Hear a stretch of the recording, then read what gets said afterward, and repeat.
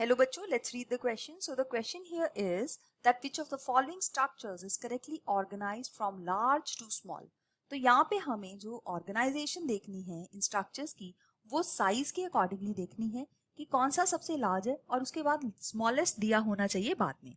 सो इस क्वेश्चन के अंदर जो हमारा की कॉन्सेप्ट है वो है स्ट्रक्चर ऑफ मसल. अगर हम स्ट्रक्चर ऑफ मसल को देखें तो उसके अंदर मसल के अंदर बने होते हैं बहुत सारे मसल बंडल्स. सो मसल फाइबर होता है यहाँ पे, ये है मसल बंडल्स जिसको हम मसल फैसिकल्स भी बोल सकते हैं. मसल बंडल्स या मसल फैसिकल. और ये जो मसल बंडल्स हैं ये बने होते हैं मसल फाइबर्स से. बहुत सारे मसल फाइबर्स मिलके मसल बंडल को बनाएंगे और ये बने होते हैं फर्दर मायोफिब्रिल से. ये मायोफिब्रिल्स या तो एक्टिन या मायोसिन मतलब दो टाइप की आइसोट्रोपिक या एनाइसोट्रोपिक बैंड्स जो है इस मसल के अंदर बनाते हैं. अब हम स्पेसिफिकली बात करेंगे यहाँ पे मसल फाइबर की. मसल फाइबर के प्लाज्मा मेम्ब्रेन को हम सार्कोलेमा बोलते हैं. So this is the plasma membrane of the muscle fibres. जबकि इसके एंडोप्लाज्मिक रेटिकुलम को हम सार्कोप्लाज्मिक रेटिकुलम बोलते हैं. We call it as sarcoplasmic reticulum. And thirdly, इसके साइटोप्लाज्म को हम सार्कोप्लाज्म बोलते हैं. We call it as sarcoplasm. So ये है सारा मसल फाइबर का स्ट्रक्चर. तो अब हम देखते हैं कि सबसे बड़े से लेके छोटे तक कहाँ पे अरेंज्ड है. सबसे पहले दिया हुआ है मसल, फिर दिया गया है मसल सेल, फिर मायोफिब्रिल्स, फिर दिया हुआ है सार्कोमियर्स, फिर दिया गया है फिलामेंट्स.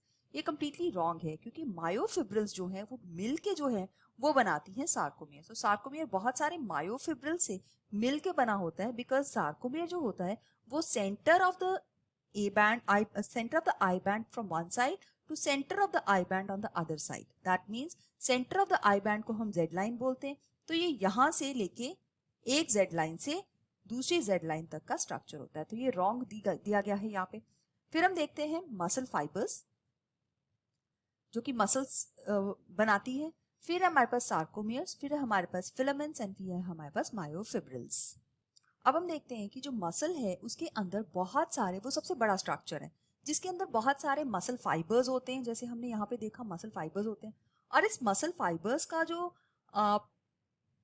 स्ट्रक्चर है उसके अंदर बहुत सारे सार्कोमियर्स होते हैं और ये सार्कोमियर्स बने होते हैं फिलामेंट से.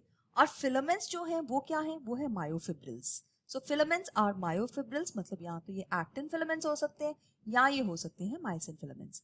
तो बी पार्ट जो यहाँ पे बिल्कुल करेक्ट जो ऑप्शन दी गई है from the largest to the smallest. जबकि यहाँ पे देखा गया, यहाँ पे सी में लिखा गया है मसल और फिर उसके बाद लिखा गया है सार्कोलेमा. जबकि सार्कोलेमा जो होता है वो मसल फाइबर्स का जो स्ट्रक्चर होता है, राइट. सो यहाँ पे हम देखेंगे यहाँ पे मायोफिब्रिल्स दिया गया है, फिर एक्टिन फिलामेंट्स दिया गया है और फिर दिया गया है मायोसिन फिलामेंट्स. तो मायोफिब्रिल्स जो है नो डाउट एक्टिन और मायोसिन फिलामेंट्स होते हैं. लेकिन यहाँ पे जो सार्कोलेमा बीच में दिया गया है ये रॉन्ग दिया गया है, तो ये भी रॉन्ग ऑप्शन हो जाती है. फिर दिया गया है muscle fibres, myofibrils, filaments and sarcoplasm. जबकि सार्कोप्लाज्म जो होता है उसको होना चाहिए यहाँ पे क्योंकि मसल फाइबर्स का ये साइटोप्लाज्म होता है. सो बिल्कुल करेक्ट ऑप्शन जो यहाँ पे दी गई है वो सिर्फ बी ऑप्शन है. So let's mark option B as the correct answer for this question. I hope you have understood it well. All the best. Thank you.